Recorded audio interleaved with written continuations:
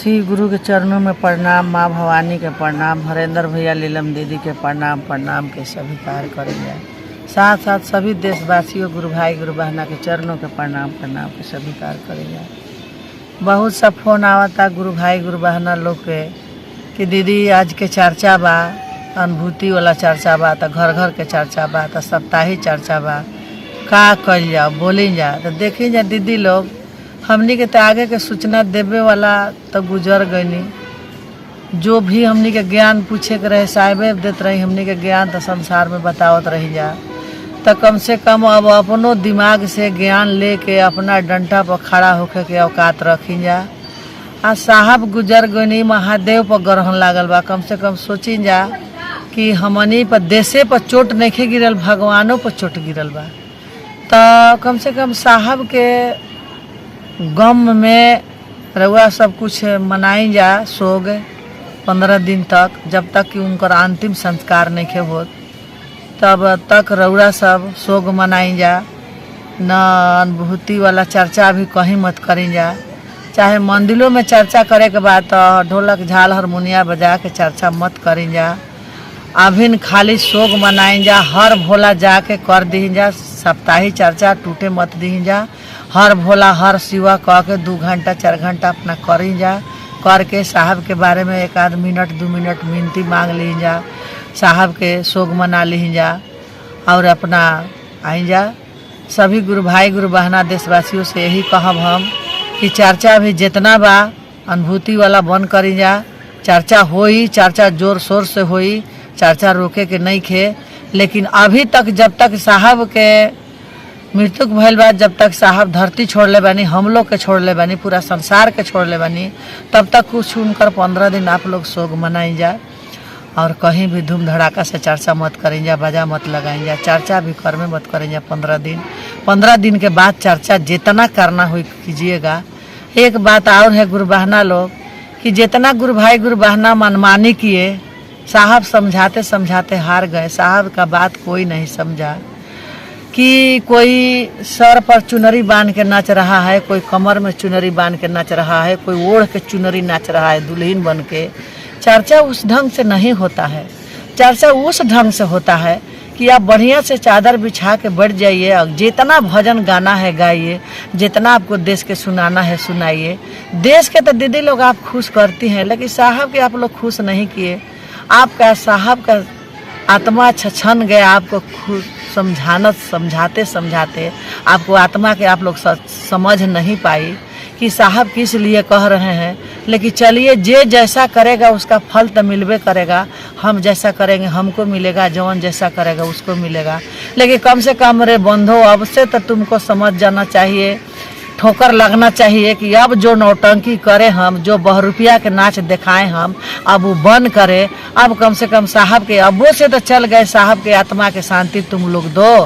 बैठ के चर्चा करो, बैठ के जितना भजन गाना है गाओ, जितना तुमको करना है करो। लेकिन खड़ा होकर जो नौटंकी करती हो, चुनरी ओढ़ के नाचती हो, गाती हो, लोग के हाथ चमका चमका दिखाती हो, वो कम से कम बंद करो।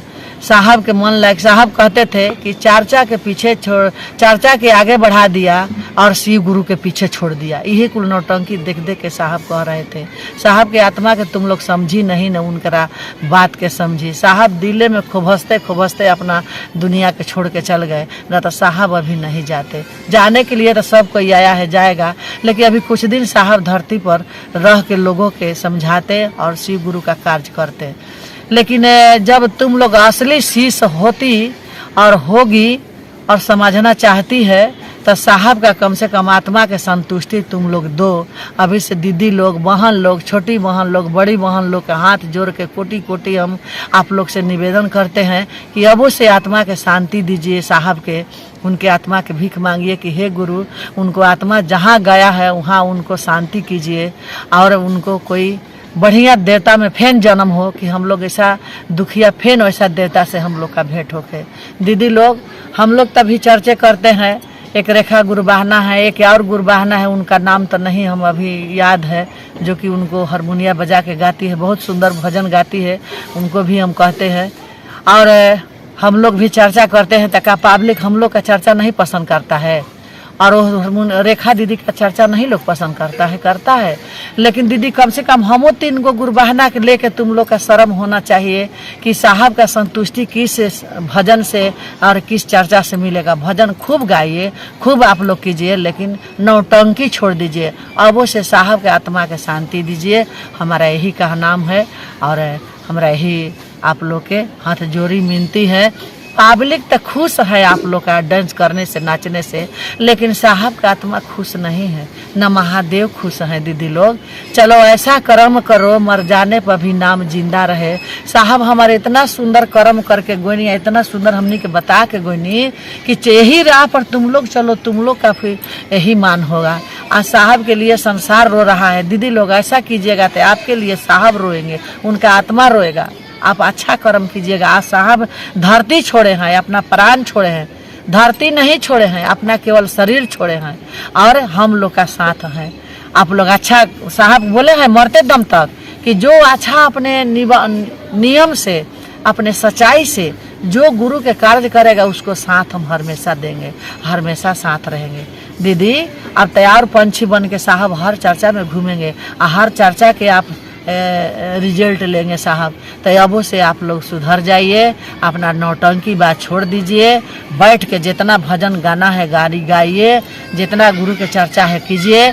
कम से कम साहब के आत्मा के लिए आप लोग संभर जाइए दीदी लोग, यही मेरा मिनती है, यही हथजोड़ी है। और जितना गुरु भाई गुरु बहना ढोंग बना के खाद चल रहे थे, अबले सुधर जाइए, अबले अपने आगे का रास्ता सोचिए और दीदी लोग के समझाने का प्रयास कीजिए, चर्चा के जोर शोर से आगे बढ़ाने का प्रयास कीजिए। बस 15 दिन कम से कम साहब के लिए सोग आप लोग मनाइए, चर्चा सप्ताही को बरकरार रखिए, खाली हर भोला कर यही कह कह के हम लोगों के प्रणाम कर रहे हैं। गुरु भाई गुरु बहना के बार बार अपनी बहन लोग का, दुलरी बहन लोग का, छोटी बहन लोग का, बड़ी बहन लोग का बार बार हम प्रणाम करते हैं। मेरा प्रणाम का स्वीकार कीजिएगा और मेरे साहब का कुछ बात का अपना उनको अंतिम आत्मा को कुछ आप लोग प्रार्थना कीजिए। बस यही कह के अपना चर्चा हम गुरु के चरणों में रखते हैं।